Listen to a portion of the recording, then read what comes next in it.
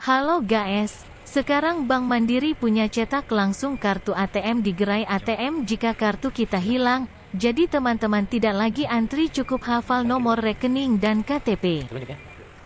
Jangan lupa jari tangannya harus bersih dan tidak basah. Ya. Nomornya apa sih? Ada di buku.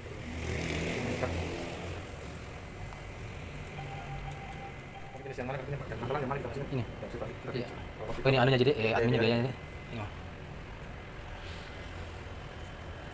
Ini dia pengantin kartu. Ya. Setuju.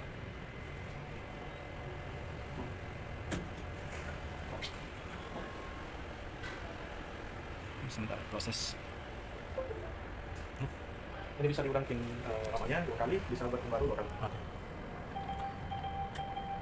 Alhamdulillah begitu cepat dan mudah. Akhirnya kartu ATM-ku sudah tercetak lagi.